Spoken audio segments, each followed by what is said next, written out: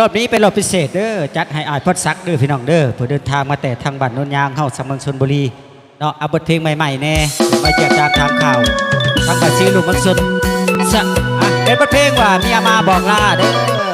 สะสะ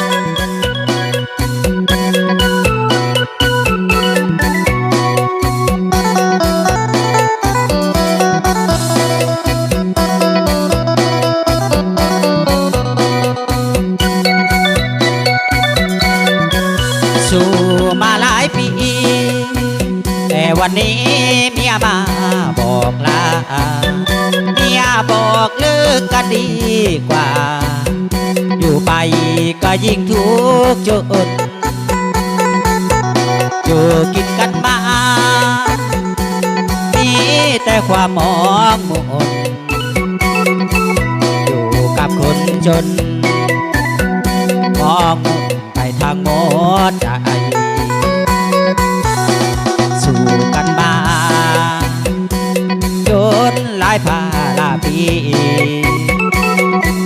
แต่มาเมื่อนี้เมียอายสิห่างลาไกลผู้ใดได้น้องมาหลอกล่อจำไว้หลอกล่อเอาใจเฮ็ดให้เมียอายเปลี่ยนฝันสู้กันมาจนได้ลูก3 คนที่ทุกข์สิจนผัวดีก็ยังทนได้เมียแก้วหัวแหวนหากแพงเมียคือดวงใจ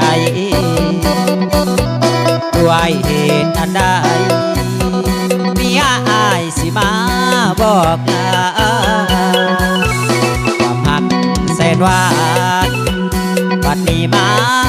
กลายเป็นโศกหลอกผัวละโทมผมคืนผัวต้องห้องหายหากบ่สมหวังสุขีเถิดเด้อแก้มแดงเมียเอ้ยเมียแก้มแดงแดงให้กำแพงโชคดีเด้อนาสะ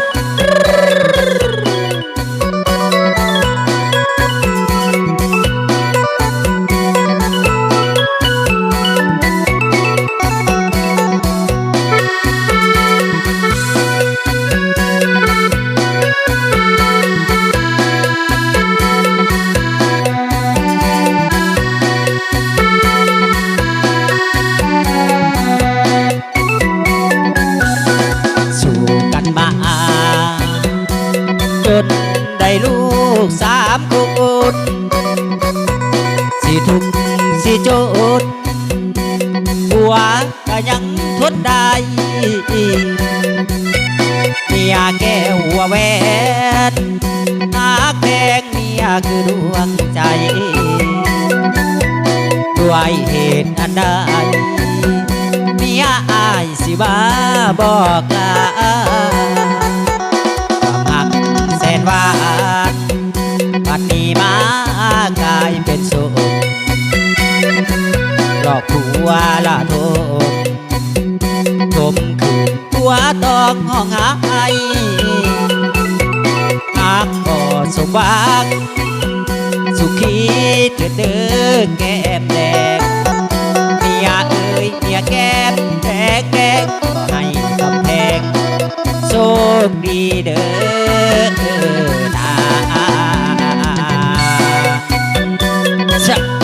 พิเศษพากให้อ้อยพดซักเด้อเพลงนี้เด้อมาเยี่ยมยามตามข่าวทั้งบัดซีลูกของสุนลำด้วยเด้ออ้อยพดซักเด้อมาเก็บอะไรความใครจะสุนีนี่มีของขวัญเล็กๆน้อยๆมาฝากให้บัดซี300,000 กีบเนาะเขามาขอบใจหลายๆเด้ออ้อยพดซักเด้อ